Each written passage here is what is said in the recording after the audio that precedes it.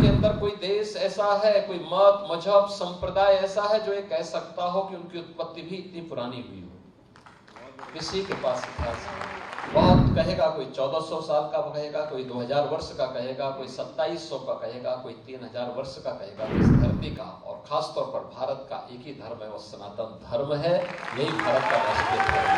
हमारा सौभाग्य है कि जब हम यहां की बात करते हैं, पूरी दुनिया के अंदर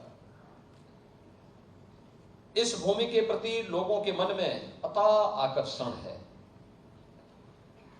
और लोग इस बात के प्रति उत्सुक रहते हैं। सचमुच प्रधानमंत्री जी जब बात विकास और विरासत की करते हैं तो विरासत यही जो आपके पास है, ये धरती कितना समृद्ध है। मैं भी सुन रहा था चौधरी लक्ष्मी नारायण जी से, यहां के माननीय जनप्रतिनिधियों जी से, प्रतिनिधियों से,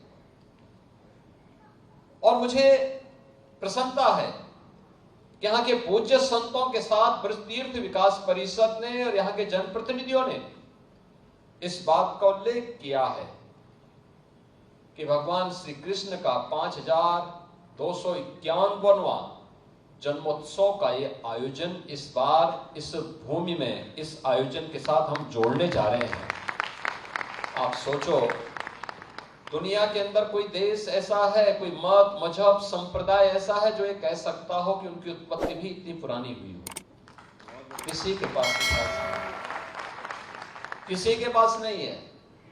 बहुत कहेगा, कोई 1400 साल का कहेगा, कोई 2000 वर्ष का कहेगा, कोई 2700 का कहेगा, कोई 3000 वर्ष का कहेगा। 3000 वर्ष पुराना दुनिया के अंदर कोई सेक्ट, कोई संप्रदाय, कोई मत और मजहब अपने आप को उससे पुराना नहीं बता सकता। उससे पहले क्या था कुछ भी पता नहीं था। और इसीलिए हम कहते हैं इस धरती का और खासतौर पर भारत का एक ही धर्म है, वो सनातन धर्म है। यही भारत का राष्ट्रीय धर्म है। क्योंकि ये तो द्वापर की बात है। द्वापर के तत्काल बाद तो कलयुग आ गया। द्वापर के अंत में एक लंबे समय तक प्रभु की लीला का एहसास इस देशवासियों को प्राप्त हुआ था। उसकी कृपा दृष्टि इस देश पर पड़ी थी, सनातन धर्मावलंबियों पर पड़ी थी। पूरी दुनिया में केवल सनातन ही सनातन धर्मावलंबी थे। और वहां से यात्रा प्रारंभ होती है। कलयुग में हम इतने वर्ष आगे बढ़ चुके हैं।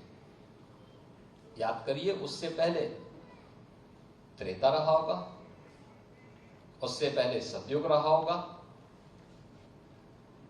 एक लंबा इतिहास, एक लंबी थाती विरासत हमारे पास, जिसको हमारे पूज्य संतों ने, इनकी विरासत ने संभाल करके रखा है। और आज भी अपने धार्मिक आयोजनों के माध्यम से, इस प्रकार के आयोजनों के माध्यम से, इस विरासत के संरक्षण के लिए, कथा वार्ता के माध्यम से, भोजपत्रों के माध्यम से, पांडुलिपियों के माध्यम से, गुरु शिष्य की परंपरा के माध्यम से उसके संरक्षण का काम किया।